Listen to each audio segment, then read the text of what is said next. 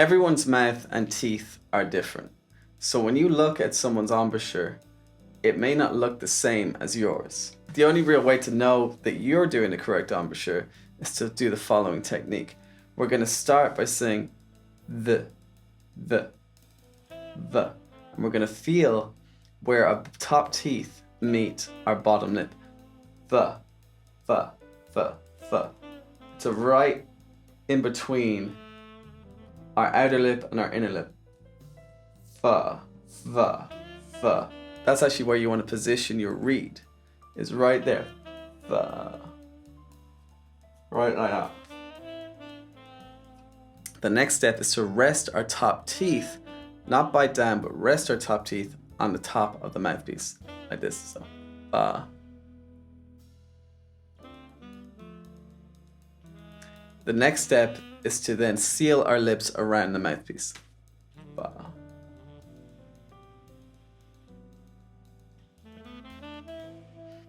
Now we want to move the sides of our mouth away from the reed so that it creates more of a resonance.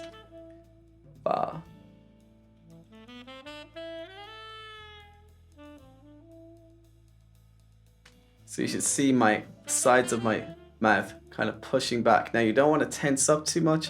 You don't want to be like this, like you're over smiling. You want to just slightly pull back the sides of your lips.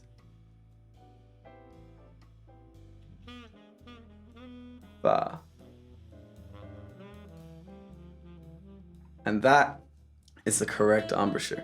Now where you position your mouth on the mouthpiece is also very important. Generally speaking, the best place to start is where the reed meets the facing of the mouthpiece.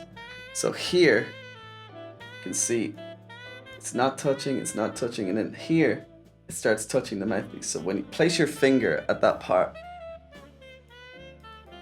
and put your bottom lip right up to your finger. And that's about where you want to place your mouth at first. This is a reference point. There are situations where you want to have more mouthpiece and have less mouthpiece, which we're going to talk about later in this video series. The next step, of course, is to blow.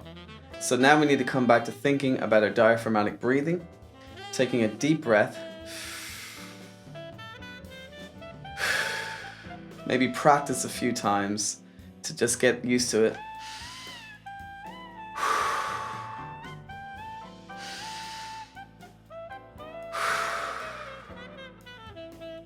Take a deep breath, go through the process of your embouchure, and blow. Blow.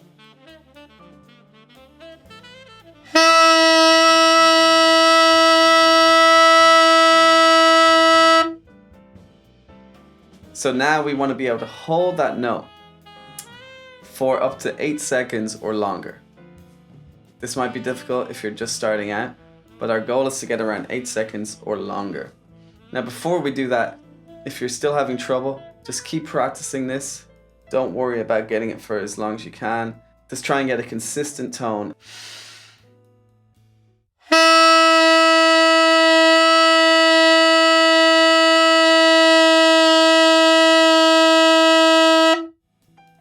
This is actually a great exercise, even if you've been playing for a couple of years.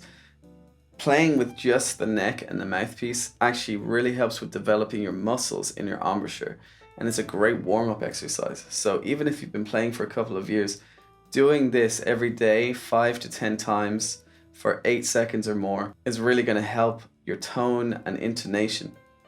Once you get used to getting your embouchure in this position, getting the tone, getting it consistent, I want you to use a metronome. Now I use this metronome by KLIQ. It's called Metro Pitch, and it's not only a metronome, it's also a tuner.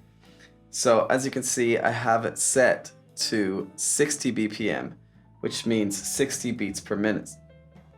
1, 2, 3, 4. So this tells you how many seconds you're playing for. Now your goal is to play 8 seconds or more. So let's try that. 1.